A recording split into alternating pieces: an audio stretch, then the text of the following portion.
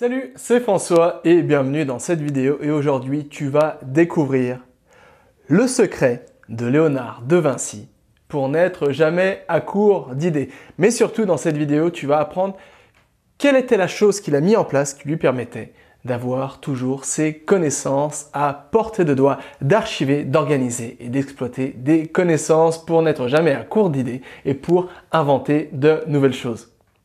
À ton avis, quel est le point commun entre Léonard de Vinci et le journaliste américain Truman Capote? Non, leur point commun, c'est pas qu'ils étaient tous les deux qu'ils étaient des personnages célèbres.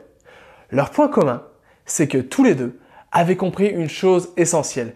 Tous les deux avaient compris qu'il fallait absolument prendre des notes, que c'était quelque chose d'essentiel. Léonard de Vinci avait l'habitude de noter ses observations, ses idées, ses trouvailles, ses recherches, ses lectures, ses rencontres, bref, toutes les informations qu'il rencontrait au quotidien, il les notait, il les inscrivait dans des carnets. Par la suite, il lui suffisait de rouvrir ces carnets pour avoir de nouvelles idées, pour avoir réponse à une problématique du moment. Bref, il s'appuyait par la suite sur ces carnets, sur les connaissances qu'il avait archivées dans ces carnets, pour construire de nouvelles choses, pour inventer de nouvelles choses, pour trouver solution à de nouveaux problèmes. Bref, pour révolutionner son temps. Et devine quoi, ça a marché du tonnerre. Le journaliste Truman Capote avait lui aussi compris une chose.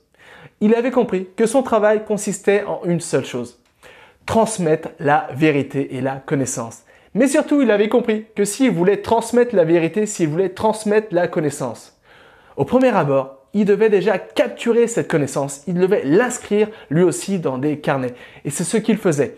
Il notait ses recherches, ses découvertes, ses idées, ses interviews, ses lectures. Il notait tout ça dans des carnets. Et par la suite, il s'appuyait encore une fois sur ces carnets pour écrire des livres, des articles et pour son travail tout simplement de journaliste. Bref, que ce soit Léonard de Vinci, que ce soit Truman Capote, que ce soit tous les plus grands hommes et êtres humains de ce monde, ils avaient tous compris une chose essentielle: l'importance de prendre des notes. Et pas seulement l'importance de prendre des notes, mais l'importance d'archiver des connaissances et de pouvoir les réexploiter le plus rapidement et le plus facilement possible. Alors moi, c'est quelque chose que j'ai mis personnellement énormément de temps à mettre en place, à comprendre. Pendant longtemps, je prenais des notes, j'ai toujours pris des notes. Et pendant longtemps, je voulais apprendre plein de choses. Alors j'avais une astuce comme ça. Dès que je me lançais dans un nouvel apprentissage, j'achetais un nouveau carnet. Et j'essayais de noter tout ce que j'apprenais dans ce carnet. Rapidement, j'ai commencé à avoir plein de carnets différents. Mes carnets s'empilaient dans un coin de ma chambre. Et petit à petit, ces carnets ont pris la poussière. Et aujourd'hui, ces carnets, je les ai oubliés. Et surtout, aujourd'hui, ces carnets, je ne les ai jamais rouverts. Même si des fois, je me dis, tiens, j'aimerais bien avoir accès à ces connaissances que j'avais notées il y a 3-4 ans. Mais le problème, c'est que, comme tu le sais désormais en ce moment, je suis en Ukraine et mes carnets sont en France. Donc, j'ai pas accès à ces carnets à moins que je demande à quelqu'un qui me les envoie vraiment par la poste pour les recevoir. Bref, j'avais fait une erreur majeure. Mes carnets, quand je prenais des notes, je prenais trop de notes. Je prenais note de tout et n'importe quoi. Ensuite, je n'avais pas vraiment un système d'organisation pour archiver ces connaissances. Et ensuite, ces carnets, je ne les ai pas numérisés. C'est pourquoi aujourd'hui, même si je veux les utiliser, c'est quelque chose de très très difficile. Et c'est pourquoi, à mon avis, il est super important de sauvegarder des connaissances dans des carnets. Bref, il est super important de prendre des notes. Mais il suffit pas de prendre des notes, il faut surtout faire en sorte de se créer un système pour que ces notes soient faciles à archiver, à exploiter, à organiser, qu'il soit facile de créer de nouvelles notes et surtout que ces notes, ces connaissances, qu'elles soient tout le temps avec nous, qu'elles soient tout le temps avec nous à portée de doigt. Peu importe le moment où on en a besoin, peu importe où on se trouve au moment où on en a besoin et peu importe quel est le moment quand on en a vraiment besoin. C'est pourquoi, selon moi, un bon système de prise de notes, d'archivage de notes, d'organisation de notes doit répondre à 5 critères majeurs. Le premier, c'est que ce système de notes doit absolument être numérique. Alors pourquoi? Comme je te l'ai dit, le problème avec les carnets, c'est que les carnets, bien souvent, les carnets, on les perd. Les carnets, c'est quelque chose de physique, on ne peut pas se trimballer tout le temps avec nous avec 15 000 cahiers. Et le problème aussi, si on prend des notes sur des feuilles volantes, par définition, des feuilles volantes, elles sont quoi? Elles sont volantes. C'est pourquoi on risque de les perdre. Et surtout, après, c'est la galère de retrouver une information précise dans un carnet spécifique pour savoir dans quel carnet j'ai noté telle information, sur quelle feuille volante. Bref, c'est la galère. Et c'est pourquoi le mieux, il faut absolument prendre des notes numériques, ou alors dans le pire des cas, il faut numériser tes notes manuscrites pour pouvoir toujours les avoir avec toi à portée de doigt, peu importe où tu te trouves tout le temps dans ton téléphone portable, tout le temps dans ta poche. Ça, c'est le premier critère qui est super important pour avoir un système de notes efficace selon moi. Le deuxième critère, c'est que ce système doit être élégant. Alors ça dépend. Moi, personnellement, je suis quelqu'un de très sensible au design. Et c'est pourquoi mon système de prise de notes doit être quelque chose de simple, mais surtout quelque chose d'élégant et surtout quelque chose de plaisant à utiliser. Si tu prends pas plaisir à utiliser ton système de notes, eh ben, tu vas pas l'utiliser souvent. C'est pourquoi tu dois vraiment te baser sur un système élégant, sur un système ergonomique. Et ça, c'est le troisième critère. Ce système de prise de notes, il doit être simple, il doit être rapide d'utilisation. Ça veut dire que quand tu veux créer une nouvelle note, tu puisses le faire le plus rapidement possible avec le moins d'étapes possible, que tu n'aies pas besoin, je sais pas, de cliquer sur 15 000 onglets différents, mais que tu puisses vraiment le faire le plus rapidement et le plus simplement possible.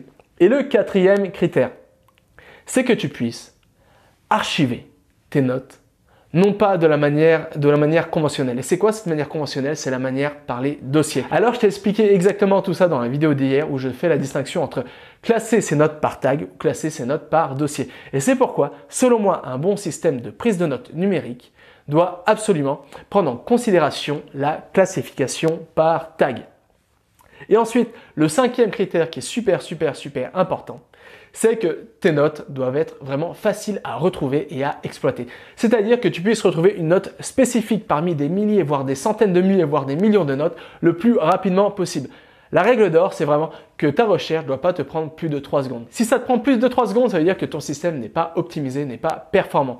Voilà, c'est pourquoi je voulais vraiment te parler de ça dans cette vidéo.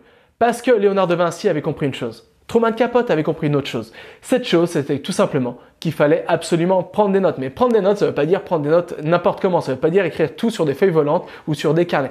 Prendre des notes, ça veut dire se construire un système au service de nos apprentissages, de nos projets, de nos besoins. Un système qui est vraiment toujours avec nous et qui nous permettra d'avoir tout le temps réponse à tout et avoir des connaissances personnalisées, pertinentes par rapport à nos besoins, partout, tout le temps, avec nous à portée de doigt. C'est pourquoi, si je devais te donner seulement un conseil dans tes apprentissages, c'est de te construire ton propre système de notes optimisé. Tu verras, ça va te permettre de gagner un temps considérable dans tes apprentissages. Parce que au lieu de réapprendre chaque fois les mêmes choses, de relire les mêmes livres, de regarder et de suivre les mêmes formations, d'écouter les mêmes profs, et bien là, tu peux directement prendre les choses les plus pertinentes, essentielles par rapport à tes objectifs d'apprentissage, noter tout ça dans ton système de notes optimisé, et comme ça, tu auras vraiment l'essentiel des choses, les connaissances, les informations les plus pertinentes sauvegardées dans ton système de notes optimisé. C'est vraiment ça dont je voulais te parler dans cette vidéo. Alors, si tu as apprécié cette vidéo, si tu veux plus d'astuces de ce genre, si toi aussi tu veux apprendre à mieux apprendre, à apprendre tout vite et bien, si toi aussi tu veux avoir une meilleure mémoire et être capable de mémoriser des tonnes et des tonnes d'informations rapidement, et si toi aussi tu veux enfin prendre plaisir à apprendre et mettre toutes les choses de ton côté pour atteindre tes objectifs d'apprentissage en un temps record. Alors, c'est pas dans mes vidéos où je donne mon meilleur contenu. Là où je donne mes meilleures connaissances, où je partage mes meilleures connaissances, mes meilleurs outils, stratégies, techniques, méthodes pour mieux apprendre, je le fais à travers un mail quotidien. Un mail quotidien où je te donne vraiment toutes mes connaissances pour t'aider à devenir un ou une super apprenante, pour t'aider à atteindre tes objectifs d'apprentissage en un temps record. Alors, si tu ne reçois pas encore ces mails quotidiens, et si toi aussi, tu veux avoir accès à ces connaissances, tu peux le faire gratuitement et pour ça, il te suffit de cliquer sur le lien se trouvant en bas de cette vidéo et comme ça, à partir de demain, tous les jours à 9 h, c'est gratuit, tu vas recevoir un mail de ma part où je te partagerai mes meilleures astuces pour t'aider à mieux apprendre à tout vite et bien.